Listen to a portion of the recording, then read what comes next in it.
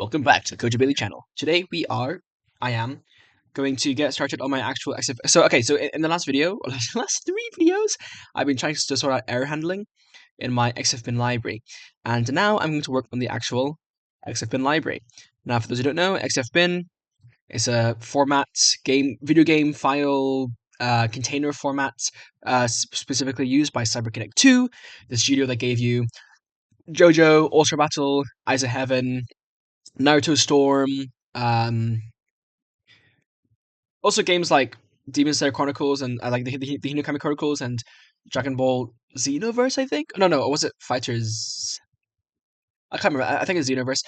But those games are Unreal Engine. The Naruto and JoJo games use their own engine, which has XFBIN files. So that's a bit of context there. And yeah, I'm going to be making this library to parse those in C++, as well as Rust. So I'll probably be working, doing the Rust alongside the C++ development. But yeah, I'll see how that goes. But anyway, I finished error handling, which is like probably the biggest design decision, how you're gonna handle errors. And I'm quite happy. Well, Rust is better, but I'm happy with the C++ enough to get on with it. And I've created this library like at least twice before. Like I've done it once and then recreated it before, and now I'm refactoring it yet again. I feel like I can do a pretty good job, but that just means I already have like references to go off of, if that makes sense. So yeah, let's just get popping with it. So oh yeah. Do I even have it open? I don't know. Tell you what, I'll open because I have an older repo, like an archive. I'm probably lying actually. Yeah, I'm definitely lying. I mean, this has 200 commits, so I've probably overwritten it. That's fine. So we're gonna open our terminal, get straight to the programming folder. Let me just check my storage real quick as well. Yeah, I'm fine. Okay, and we can see here we've got the NUCC CPP library. That is what we want to do. NUCC CPP library. Really, I should rename it to XFBIN library, but I'll do that later maybe. Because NUCC is the name of their engine, but NUCC includes other stuff than just XFBINs. Whereas I kind of just want to make an XFBIN library. Or maybe not. I don't know. I mean, I didn't really give it too much thought recently because I wanted to make it in Rust anyway. And the Rust one is in fact called the XFBIN lib Rust. But anyway, so that's that. And I'm also going to open the old one for reference because it might be useful. So NUCC, so CD, NUCC. Yeah, so I've got the old one here, which contains everything.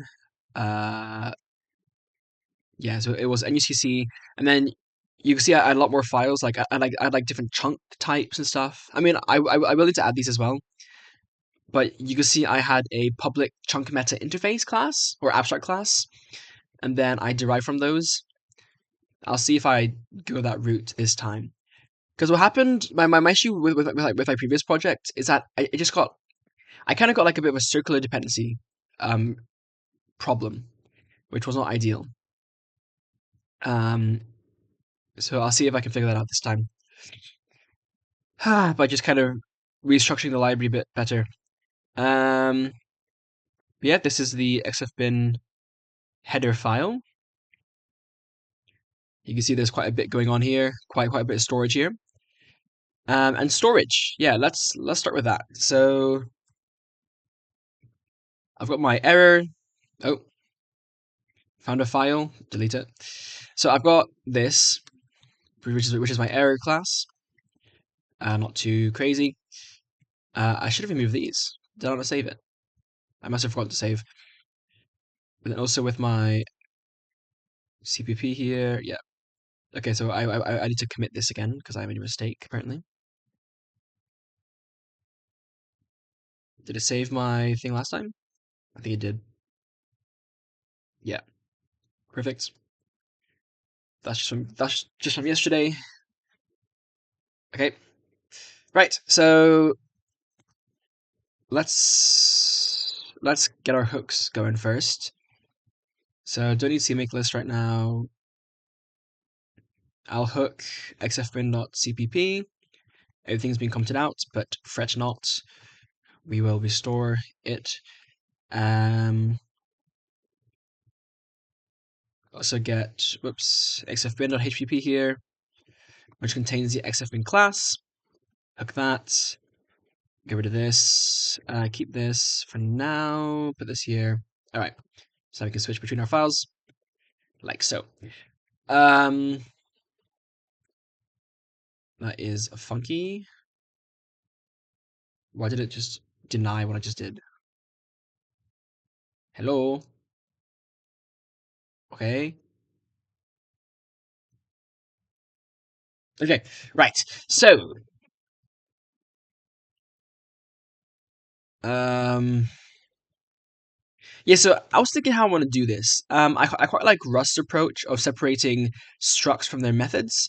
Of course, you still have the dot syntax, but either way, you don't put your your data and your methods are separate, which I think is good, because it makes you think of your data more as data and less of as some kind of abstraction entity. Now, I know, like for high level, you can have concepts and everything, but if you have a language where you're working with like low level types like U32 or a proper string, like a string class as opposed to some built-in string type that's like made to be highly abstract and convenient. Like I feel like in that case, if we're already being low level, and this library is low level because I'm working with binary files, but binary encoded data, then yeah, like think treating data as data, data-oriented programming is really important. So I quite like the separation. I think Zig doesn't do this. Zig has structs, but you add methods directly to the structs, I think, whereas Rust has the impl, right? I think impl is the way to go. But anyway, the question is here then, like, I could have a struct and then just create methods that act on it, or I could have a class, right? So like these are the questions. I'm in C++, so I'm gonna do the C++ approach as much as I dislike it. But what can you do? And yeah, so let's just see what we've actually got so far. We have a default constructor to create an empty XFBIN, and a default destructor because we're not really allocating anything yet. Although I will get to that, I think. Although either way, I think we're just going to use these standard library pointers, which will clean themselves up anyway. Oh, my computer's a bit cracked. We've got a file name. Yeah. Which you probably want to put in a getter and setter maybe. And then we've got our load function and version. So these are public. The version is just a getter for the expected version.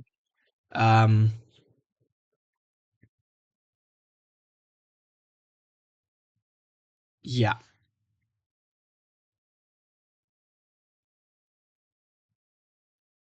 Yeah. File signature is also constant. For some reason, I don't have a thing to that. I mean, version is what you need, really, but whatever, I guess. It's so weird that this is file signature, but this is expected version. Like this is also the expected file signature. Expected file signature. So I might need to change this to just version. Okay, yeah, let's.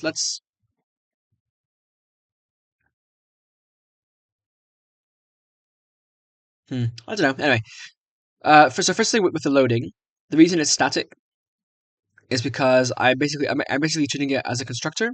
I hate constructors because you can't return a type like an error type. You have to use exceptions. So that's already an issue. And then you're also doing like just XFBIN like this. Like it's not really clear what you're doing. If you had like load from path, like I could call it that instead. Um, So let's first of all change this return type because we were going to return an XFBIN error on error, and I need to include those. So hashtag include Kojo /error dot. Oh, that's weird. Just error.hpp, right? Do it in these. I mean, I guess I could use absolute path. Yeah, I'll use the library paths just for a bit of clarity. XFBIN slash. Then also in that file, I need to make sure I'm using include guards. I kind of forgot. So hashtag include. No, hashtag if not defined. What's my convention here? Kojo XFBIN HPP. Okay. So Kojo XFBIN error HPP define. Right? And then the end, we just have an end if. All right. And then, let me check my phone here, sorry.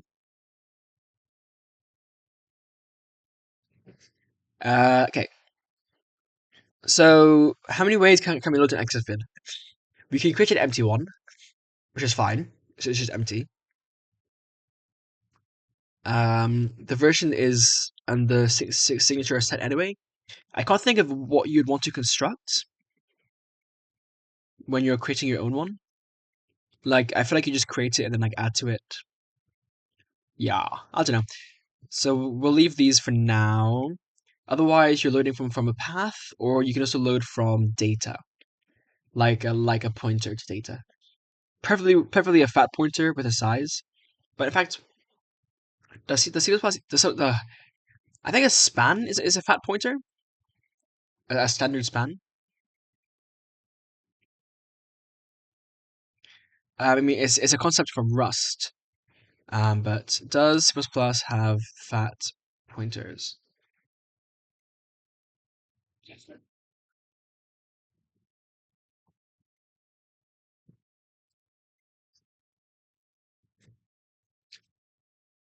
Span and string view. Okay, I thought so. I do have my own library for binary view, but for the sake of just keeping things flexible, I'll probably use a span.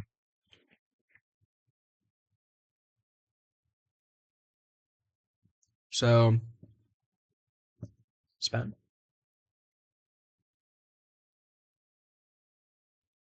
We're getting ads. What is in Korean? What? Oh, spa. A typo.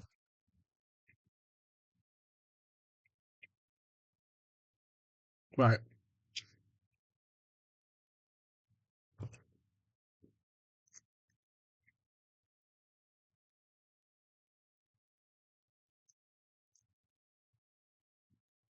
Okay.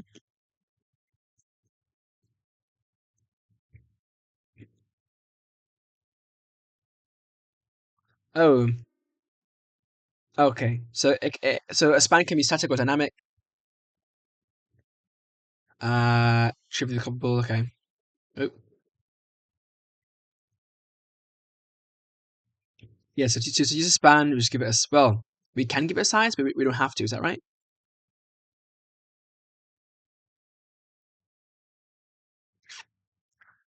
I mean, in my case, I don't even know if I will know the size. I might not. But anyway, so we have load, and then I could say from file, but like I feel like this function signature kind of makes it obvious that we're loading it from a file. So we got that. Yeah. So if I have a const reference, does this also accept? God. If I have a const reference, does this also accept string literals? It must do. Yeah, but I don't love I don't love function overloading. So I'm actually just going to load from path. And then we're going to also have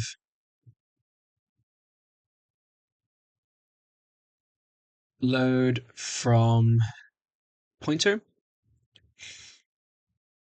like load from memory, which would be useful for the game specifically. So what, we're just passing a standard span. What if the size is unknown? We just pass in a pointer. Okay, so we'll do is const. Now there's bytes. The standard bytes, but I don't know if I should do byte or char. I think char is guaranteed to be 8 bits. Oh, sorry, a char is guaranteed to be 1 byte. I mean, in this case, it'll be primarily used for Windows anyway. But just thinking, on any system, a char should be 1 byte. Now the bits can vary, but it should be 1 byte. But then the standard byte is just a bit more like idiomatic, let's say.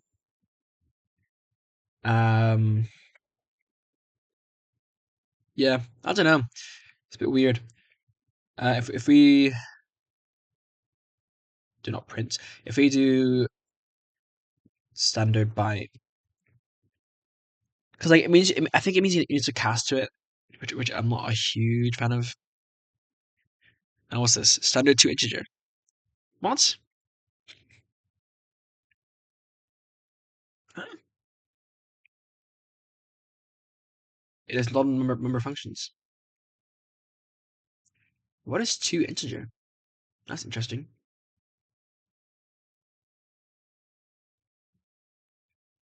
And it could be bit shifted. Okay, makes sense.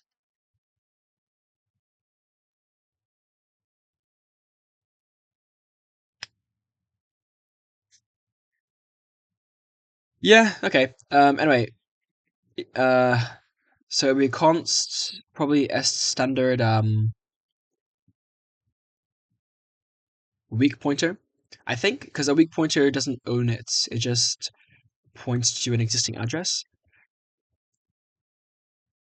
Yeah, non-owning reference to an object that's managed by shared pointer.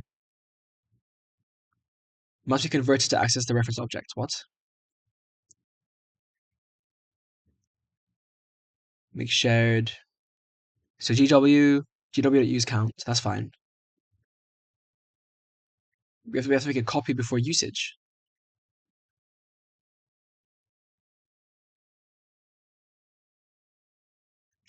What is usage?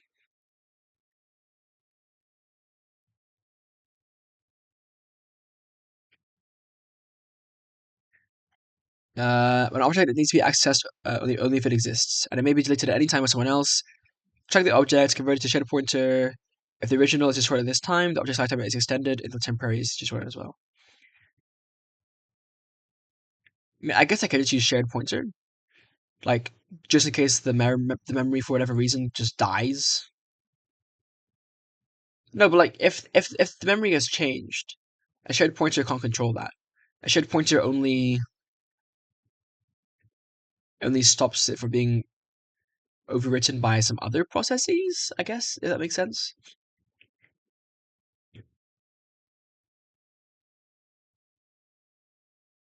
Yeah, it's a bit weird. Because like as far as ownership goes, I think what happens. I mean, I should really study this in more detail, but I think what happens is it just means the operating system can overwrite that area of memory, or the application can by allocating stuff to the heap, right? Whereas if it's not owned, but the thing is, I don't even know what the size is, so I don't know if a weak pointer or a shared pointer works. Like, do they hold a size? Okay. Which C++ pointer is most appropriate to use? Appro appropriate? How do you spell that word? Okay. To use for non-owning pointers into memory. I mean, I'd probably say weak pointer, but just a raw pointer. Okay. Smart pointers are for ownership semantics. Okay.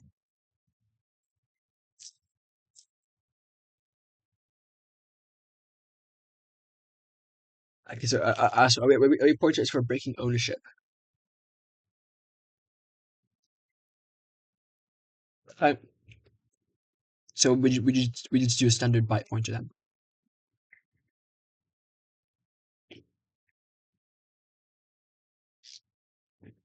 So byte pointer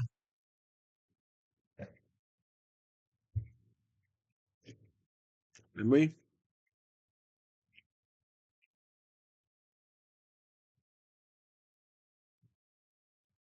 Right. Okay. What? Interesting. Okay, so we got load from memory, and we probably also want to load from.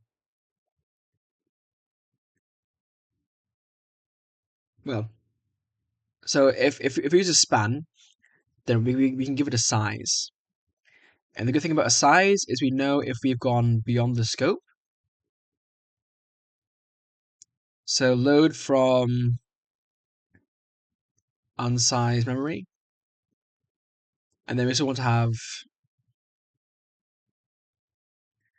load from sized, like load from array maybe. Yeah, I guess load from array makes more sense, doesn't it? I mean, a span is just an array, and then just memory. Um, or just load from pointer even, because that's literally what I'm doing. So for an array, we'll give it a standard span of bytes with a size.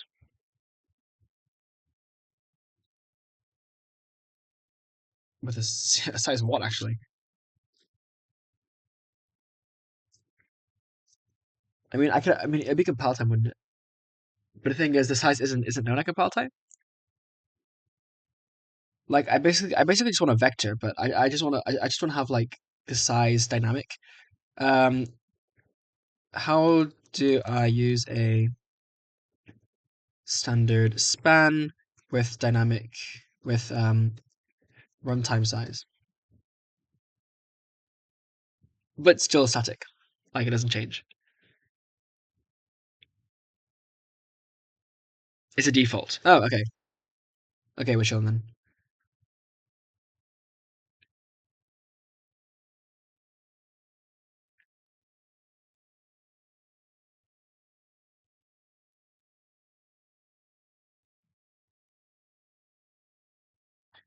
Um, can I pass a standard vector into a span? Has constructor. Okay, that's nice. Okay, that's cool. Perfect. So we'll use this then with with byte. The question is, do I use byte or char? So also, if I am dealing with binary encoded data, should I use standard byte or char arrays? Yeah. Okay.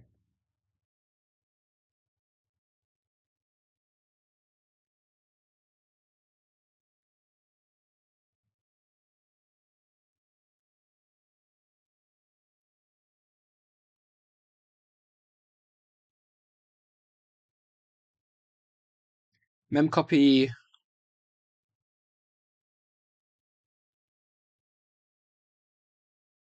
Yeah. Okay. Right then. So we just need to include C standard def, right? So C standard definition. Okay. Also, what's span part of even?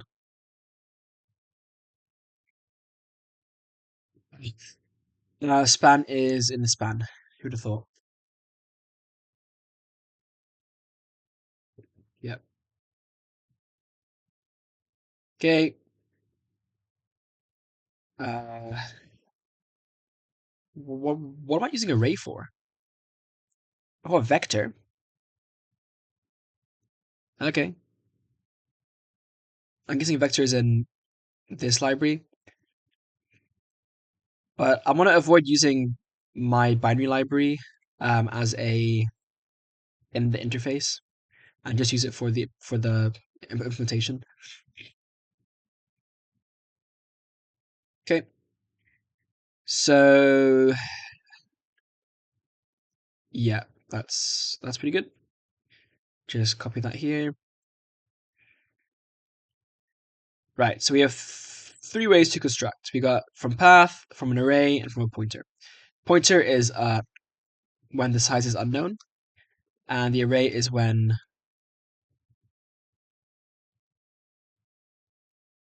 I said memory pointer. This could just be a pointer, and the array is for when the size is known. So ideally, you do an array if you can, because then you can get the bounds checking. For a pointer, it will just assume the data is valid, and then if it isn't, you might get some other kind of error. But because the size is unknown, it can't say for sure. All right, then we got the path. Yeah, cool. So these are our three ways to construct. Then we have metadata. So let me actually open an XFBIN here because that's always useful to have as a reference.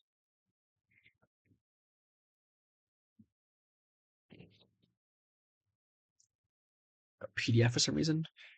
Right. So this is let's do this one, I guess. This one's been modified, I think, by me to be more like compact or something. So this is should be unmodified. No, it's not unmodified, but like more or less. So we got the magic, right? The fast signature, which is nuck, and then we've got the version, which should be 121. I haven't seen one that isn't like that yet. The reason I'm requiring is 121 is just because my library doesn't support other versions yet. So yeah.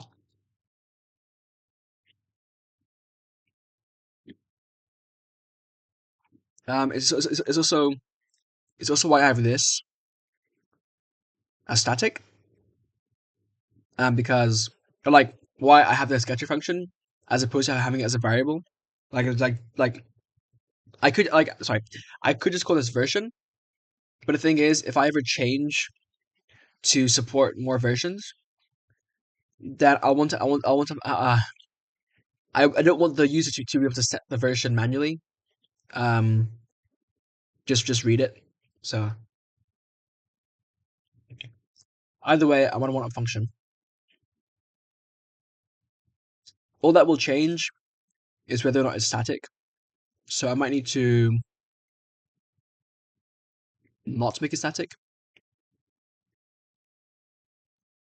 and it should be fine. But the thing is, though, like if I do allow the version to change, like I have file name here because I want the user to be able to just change the file name willy nilly. But maybe that's a bad idea.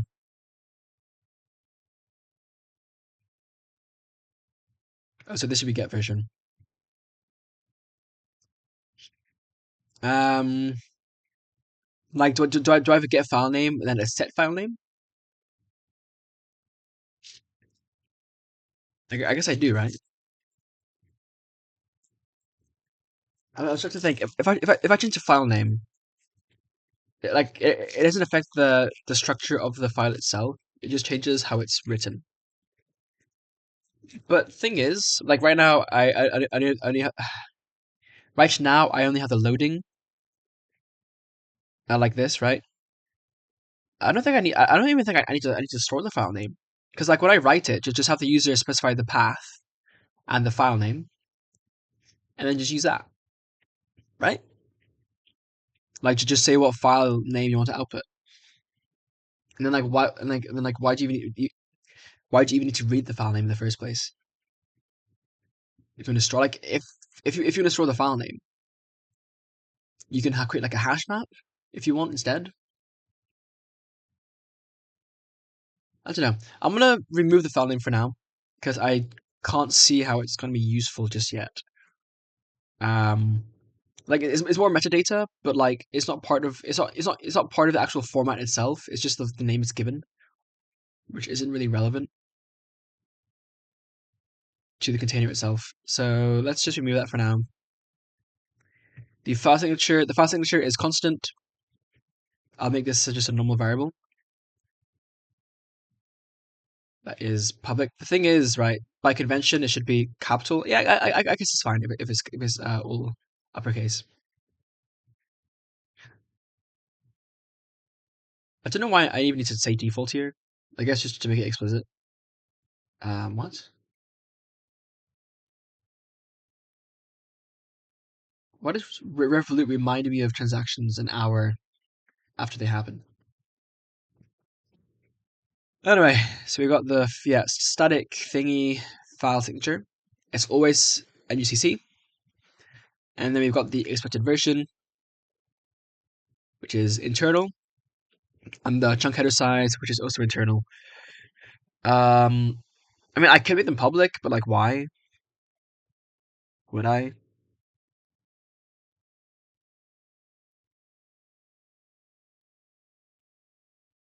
Like, should I? There is a question just generally, like, what should I make public?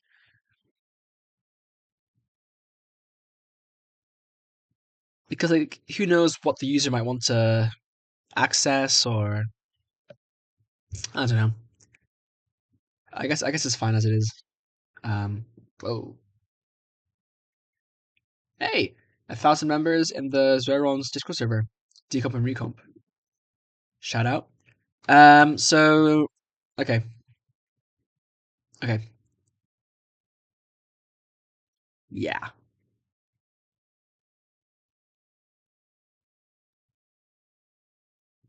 Actually, this crypter definitely needs to be taken to a different class. But then we got read our functions, our read functions, and these are just internal. Okay. So for the public interface, we've got constructing an empty XFBIN.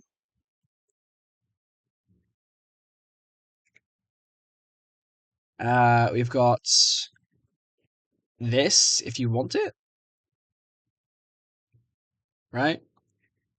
We've got loading, right? So XFBIN auto XFBIN equals XFBIN load from path.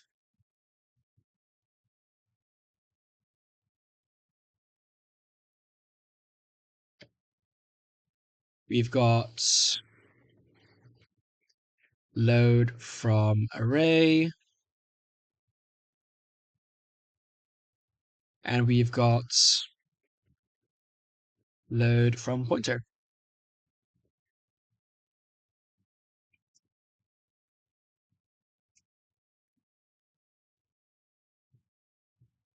Right? And get version as well, I guess, if you want.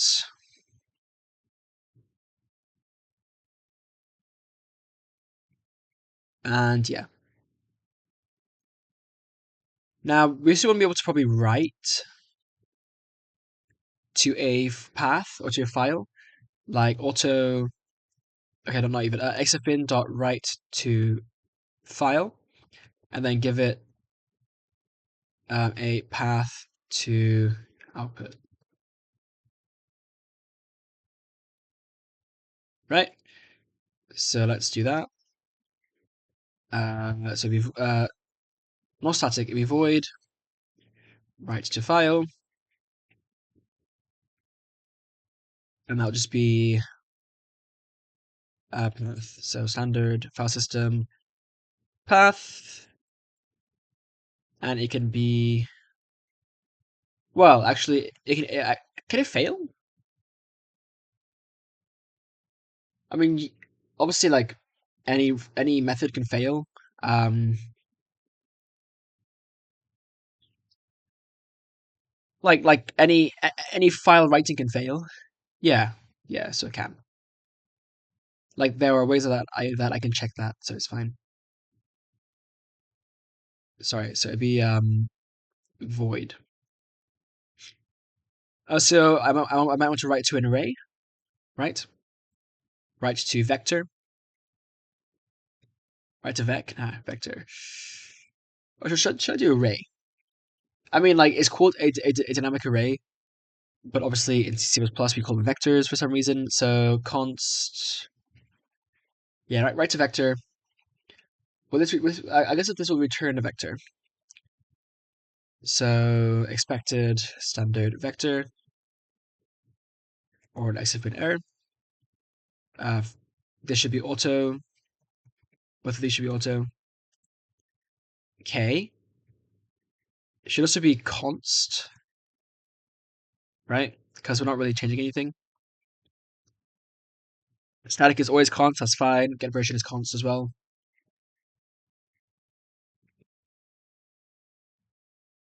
Okay. And should I have write to memory as well?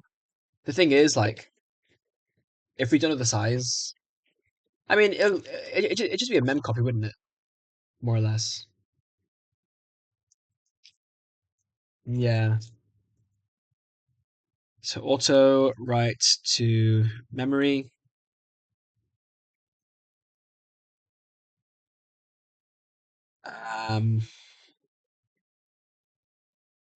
Give it an address. So standard, not const, standard byte pointer,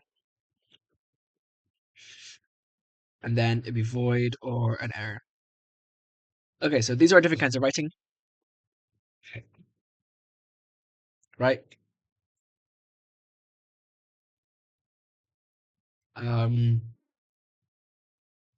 Yeah.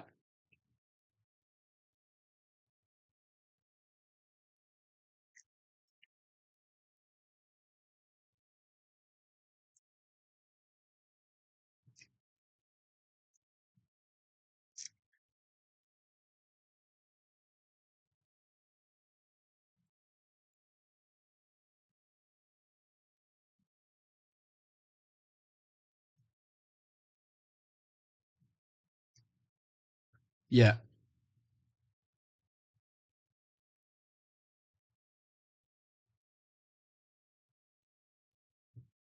That's not static. I don't know. Like, let's say you just have a buffer, right?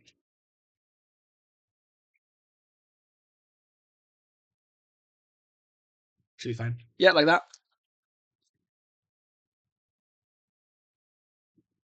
Right.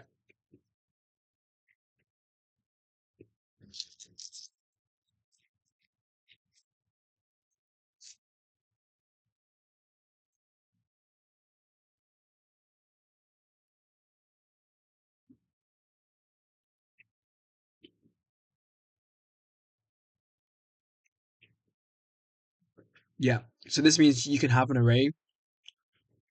Like, I mean, I guess make this more C++ y. I have a standard array of a byte and 248, like this instead. And then to write, I do buffer dot data probably,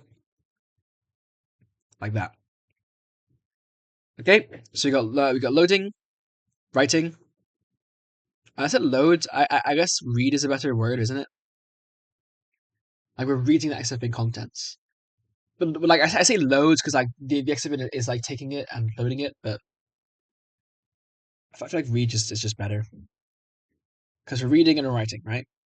Or like serialize and deserialize, but read and write is the less verbose version of that. So we'll just go with that, which should be good.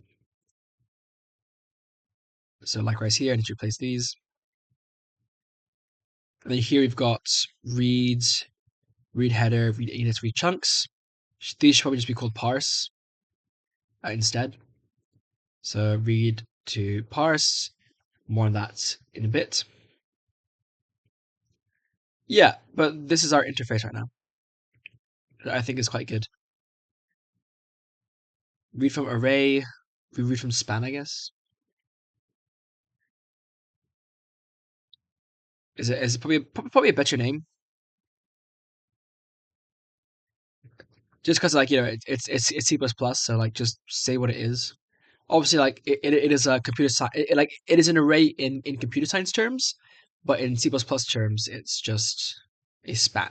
Because an array in C++ would be fixed size, or like compile time size, really, rather. So just not just yeah, not confusing that. Okay. My God, my camera. I've got to sort this out.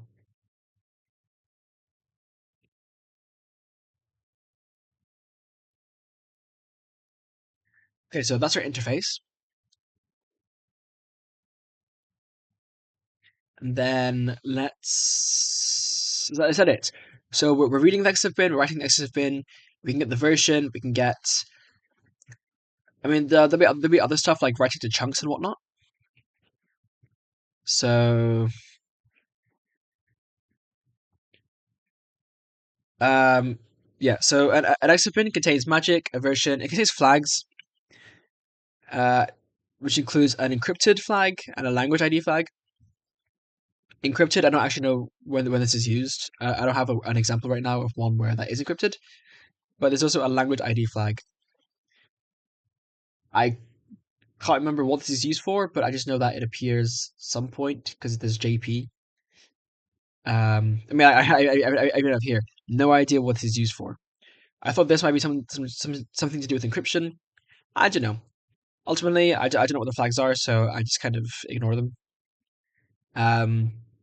For now. Then you have the metadata, or the NUCC chunk index, and it contains. Well, first of all, it's a chunk. So an XFBIN contains chunks. What's annoying though is that the header that contains the metadata for the chunks is in of itself a chunk, and it's so fucked. It literally. This is pointing. Yeah, my camera is like. Yeah, it's so fucked that it literally. You can see here. It contains its own information in itself, but that's problematic because like I can't read this as a normal chunk because like map index gives you the chunk type, but I don't know what 3 refers to until I've already parsed the header, the index chunk. So like this is just completely useless. So we treat the first entry as a special case where we always expect the index chunk to be first because I mean it has to be. Otherwise you can't get the information. So we basically just skip this. Also, I think the size isn't even reliable. Like in this case, it might be correct. 212, right? Yeah, like in this case, it's correct because the header is 12 bytes and then the data is 212. But there are some cases where if the index includes if the index header includes what is known as extra indices is what they're called, I guess. Then this size isn't even correct anyway. Isn't even correct anyway. So not only can I not just skip the header because I don't know. Sorry, not only can I not figure out what this map index refers to, but I also like can't even rely on the size to skip through. So that's great. Um. Anyway, yeah. So we need to parse the header and the index first. Also, there's this number here. I have no idea what it's meant to represent. It's just 2 bytes, but like we're in big endian. Is it a half float? I don't think so. -5128. Why? Why would that be there? Uh, an unsigned shorts. That would be 60674. Why? Like, just a bit strange, a bit bizarre, honestly. These chunks also have a thing. So this is 6400. Why again? Like, it's all half floats. Like, is it little endian then? 25? Because like this version is big endian. So for this to not be big endian would be a bit strange. Or is it 25? And this is like 237 and 2? Like what? What? Is it a hash of some kind? But like it's only 2 bytes. This one has a different thing completely. Like this is 6400. This is 24689. Again, why? I don't know, dude. I generally have no clue. Um, is it a date, maybe? No, because that'd be 2029, 2098. I don't know. I really have no idea. But anyway, yeah. So in terms of interface, we want to be able to access our chunks. Now, the chunk will be a separate class in of itself. I've already decided that.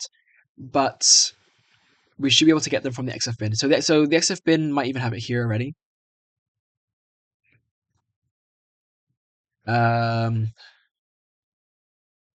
Or not. I guess I didn't get around to doing that yet. Fair enough. But it will contain it. So we'll have xfbin dot get chunks, and our chunks will be stored as a vector, of course, of chunks, because they are sequential. I could do a map, but like map of what? Like their names are encoded in their metadata, as is the type. And like it's weird because like the chunk metadata only makes sense within the context of the xfbin, because like otherwise their name and their type is unknown. So I can choose to give them metadata and store them in the class, or like only give that information to the vector, to the XFBin. But then it's like if I want to get the chunk in isolation, how the hell do I parse it? Because I have no idea what it's meant to be, right? Like it probably should be able to work in isolation.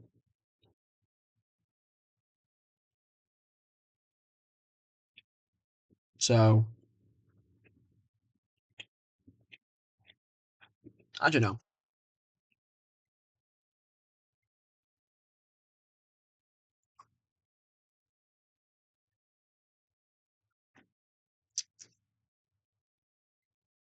Then again, it's an idea. It's an idea to just when you want to extract the chunk data, it just gives you the underlying data. Because like the chunk itself is a wrapper. So this is a bad example, but this NUTC chunk binary just contains a size, and then all of this data is like its own format that is not um of the XFBin format. Like it's separate. So the question is, right? If I want to extract a chunk's data, how do I get that data? Like, do I just give it as an array? Like, I guess I have to, right? But then like, if I don't, yeah, I don't know. It's strange. Because like, let's say I have an image data, right? Like, I need to know to then treat that data as a NUT file, which is what XFBins typically use for images. And that's okay, I guess, because I can like parse the header. I mean, like parse the NUT header, which contains the file signature, and so on and so forth. So yeah, I don't know, man. So I think what I'll do then actually is I will use a map. I think that's actually not a terrible idea. So rather than store a list of maps, sorry, a list of chunks, I'll store a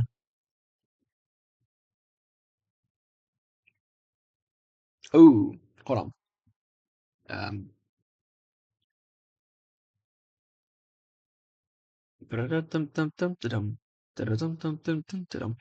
um, nah, actually, I mean, it would need to be a vector anyway. but they'd be read only.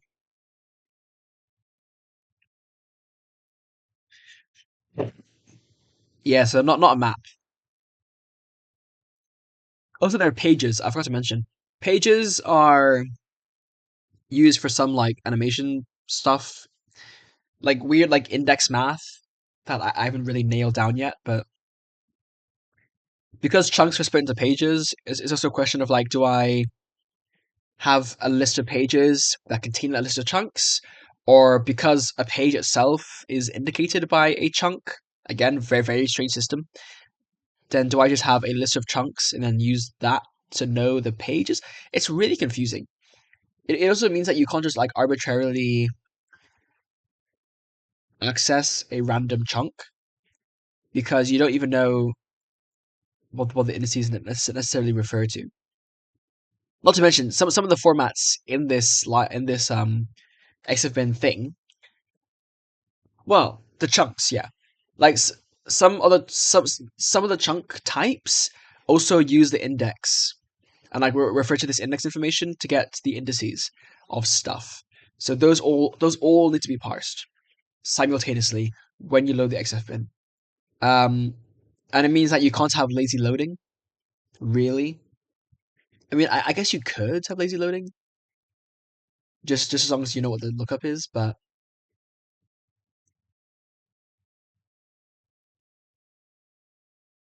yeah, it's really awkward.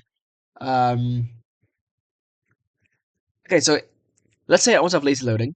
Lazy loading being just you parse the data when you need it, and otherwise you just store it. Of course, the bad thing there is that you have to store the data that's not parsed, which is a bit of which is an overhead issue. Like you have that memory overhead now that's just sitting there. I don't know, man. It's honestly a tough call. Also, when you write an XFBIN, like when you create one from data, you also need to calculate all the indices and stuff. Yikes. Um, yeah, so like this project isn't so simple. Isn't so simple. So what I'll do is I'll have the order matters. Yeah, so the order of chunks doesn't matter, but the order of pages matters. But because pages also are noted by a chunk, therefore technically the order of chunks also matters. But like the order of chunks between pages chunks don't matter. Um, but anyway, so let's do this.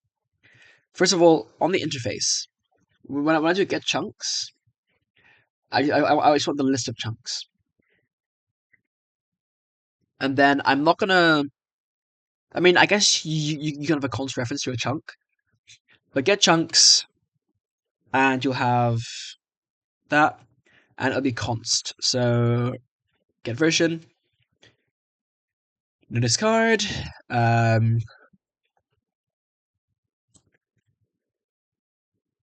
It'd be a return a vector. Actually, I'll do a trading return type. Get chunks, and it will return a standard vector of chunk.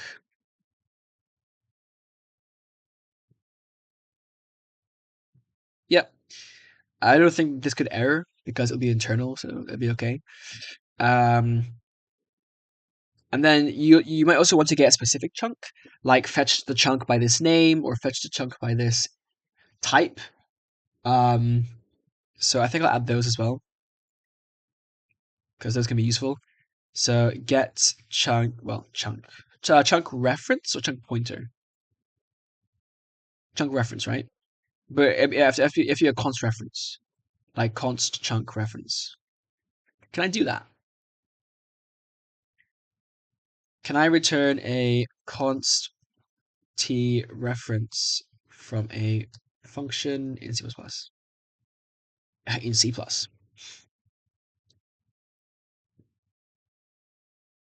You must ensure the reference object outlives the function. Cool. Should do, hopefully. Yeah, so it'll be a const chunk reference fetch chunk, and we'll have different overloads for different names.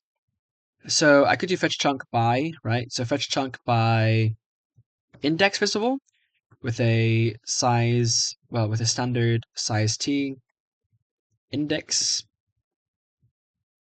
and that'd be const as well, because these will not modify the contents of the XFBIN.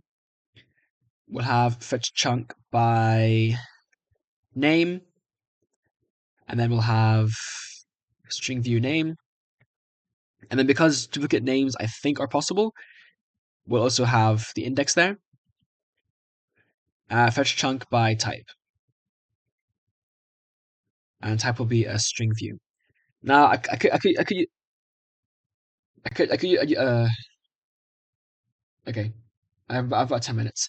I could use a enum for the types, but then I can't speak.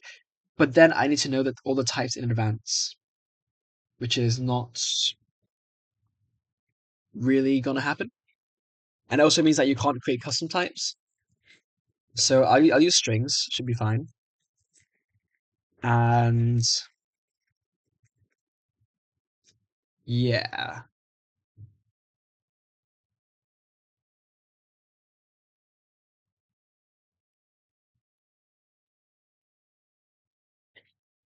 In fact, I'm gonna have a system where there's a hash map of the string to the parse function for a chunk. I don't know. I think I will. I think I will need to use. I can't speak. I think I will need to use inheritance. So hopefully that doesn't cause any issues.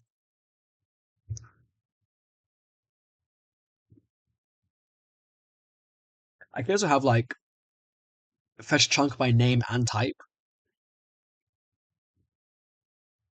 Yeah, why not?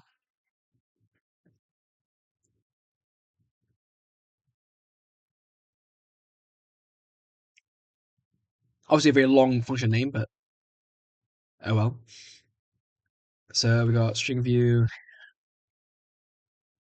name, type, and index.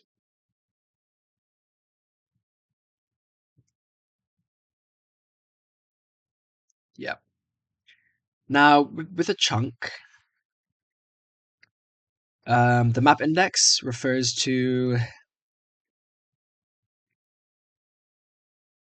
3 fields. Here, chunk maps. You have the chunk type index, the file path index, and the chunk name index. So there's actually another one, which is fetch chunk by path. So you got name, path, and type. Not necessarily in that order, but these are the 3 different ways you can fetch. So then I guess I should have just fetch chunk by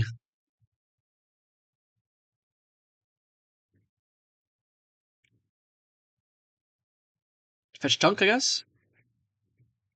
And then just include everything.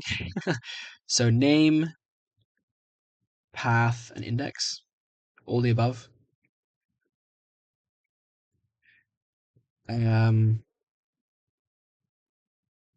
Yeah. Then for index, I guess I should be more specific. Like index, or like for here, I mean for these indices, the index is like a disambiguator in case there are multiple. So how do I call that? Like it's not the index of the XFBIN of the chunk. It's the number. It's the index in the duplicates, I guess. Duplicate information things, but also this should be default at 0.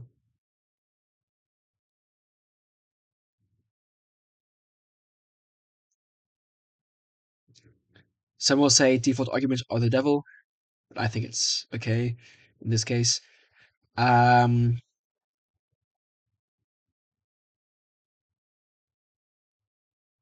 No, this should be clear enough, I think. If I think of if I think of a better name, I'll change it.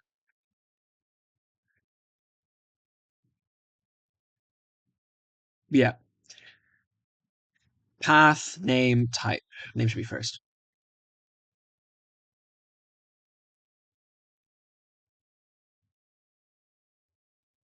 Okay. So now we have ways to get the chunks and then fetch a chunk specifically. That's good. And yeah, so for pages though, right? Again, the question is, what do I do about pages? And I don't know. I honestly have no idea. Like, do I fetch a page and then that contains a list of chunks? I mean, pages don't even contain that much metadata themselves. All pages do is they offset everything else. So if you look here, the actual NUCC page struct contains a chunk map offset and an extra map offset, which means the chunks following this, their chunk maps, which are here, the map index indices, will be offset by 4. So that I think that means you have to add 4 to them. So like if let's say I have a chunk after this called whatever and it has a map index of 2 again, you will add 4 to it to get 6. And that's how the page works. But it's only useful within the context of the actual XFBIN.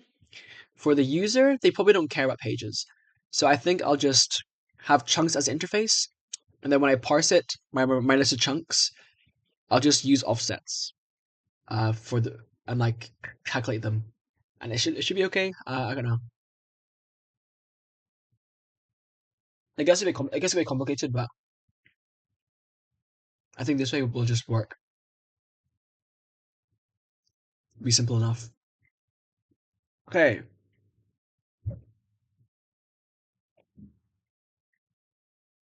Mm. Now we got size.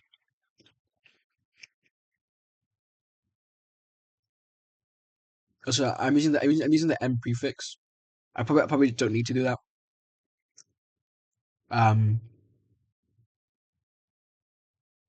sorry. So the size is here because actually, why is there a size? I don't even know why there's a size. Like I don't know what the size is. So I just delete that.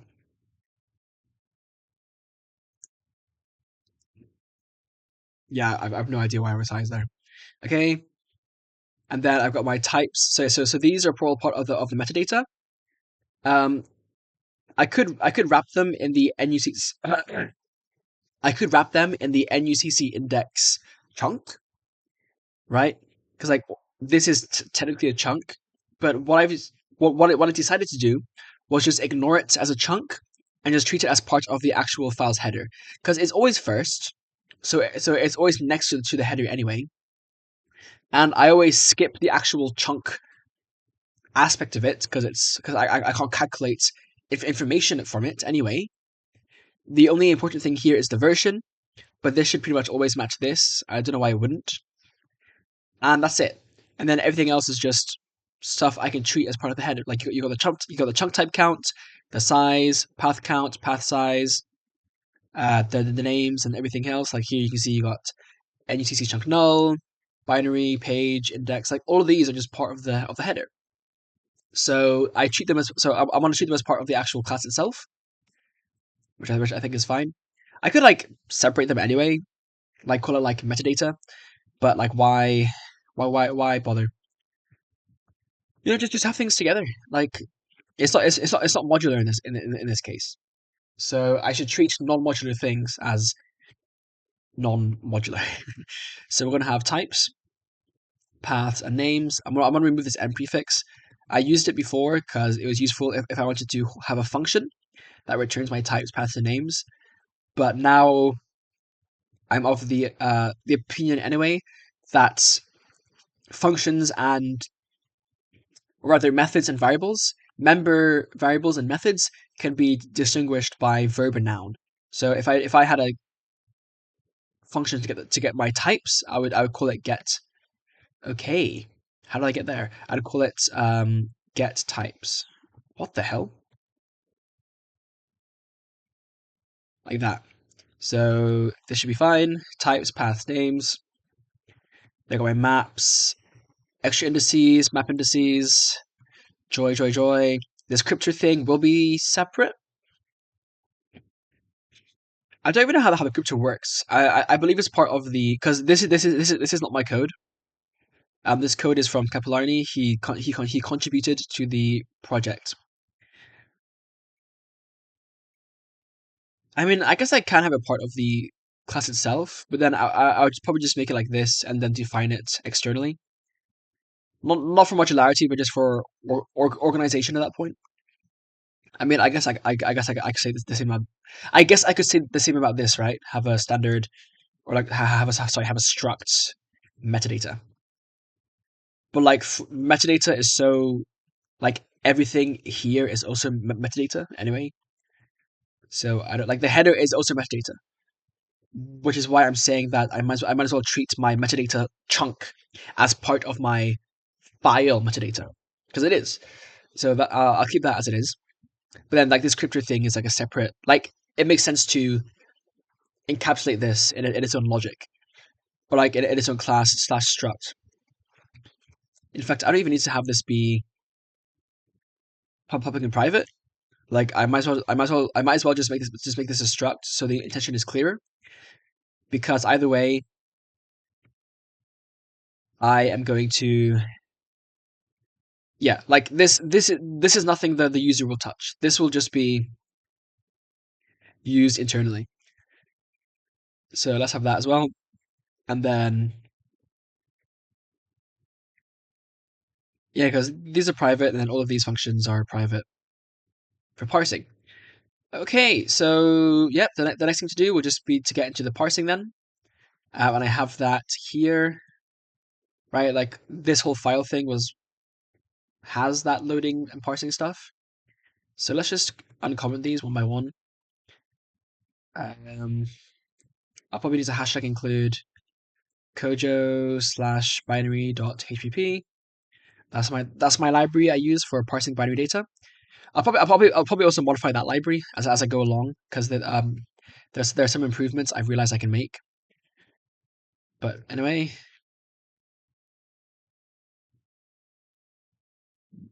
binary types just means I can use like U32 instead of standard U32T.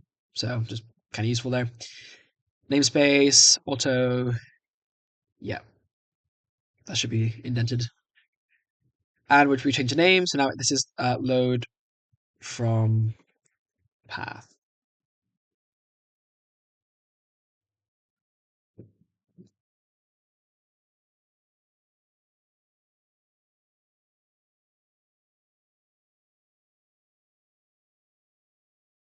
Yeah. Okay, and then what happened here was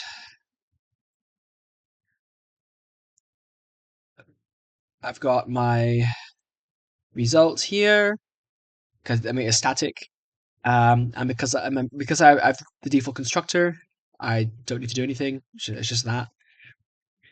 Then I use my decryptor, and yeah.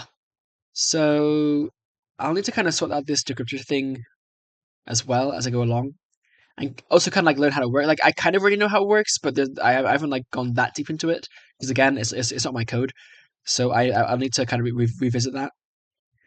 Kojo binary load. Yep, that's my binary library. Same namespace, but yeah, like same as using standard. Like I would just use standard here just because it makes it clear what the hell binary is. If it like otherwise you may think it's coming from this library, which is different. So even though I'm using namespace Kojo or I have namespace Kojo there, I'm going to have this there. Also, why why would I use namespace Kojo and not using namespace Kojo in this case? When would I use namespace foo and namespace? So I'm using namespace foo in a C++ file, like CPP file. Damn it. Yeah, this defines a namespace.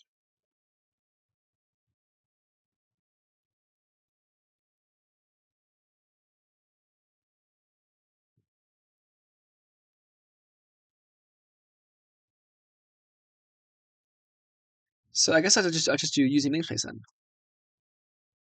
right?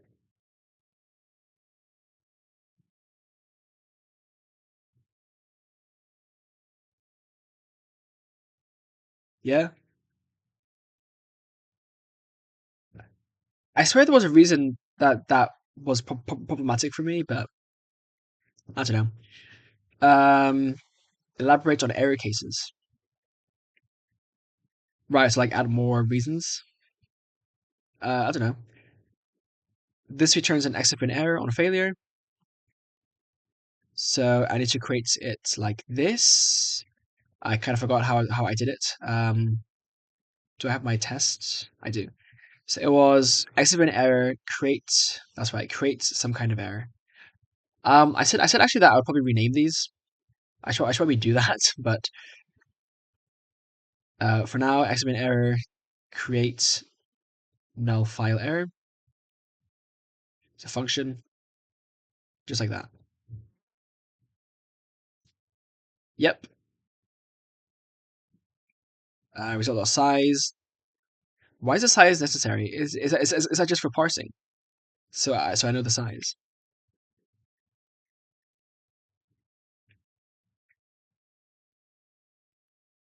I guess. But like, where's the data even being stored? Like, I create a binary data here.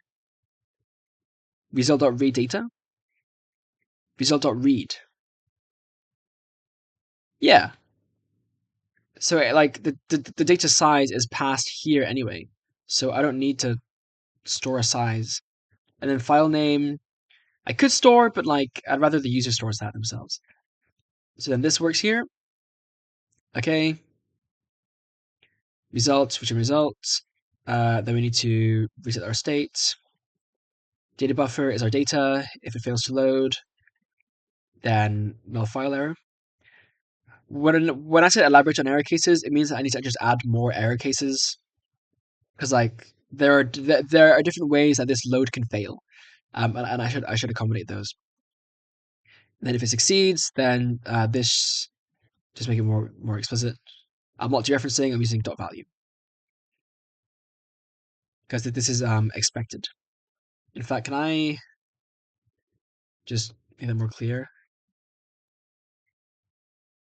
Like I don't love using operator overloading if I can avoid it.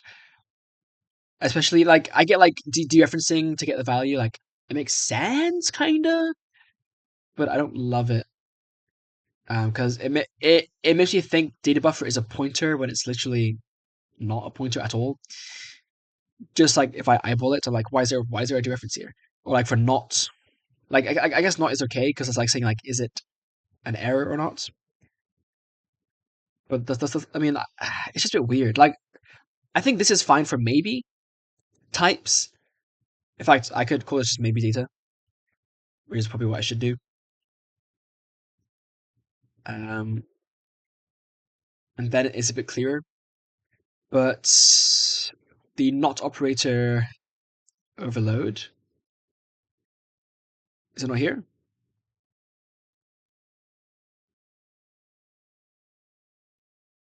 It's weird. Equals. But how does it overload it? Doesn't say. Oh, wait, no, it does say. Yeah. Does it call a function though? Is it dot error?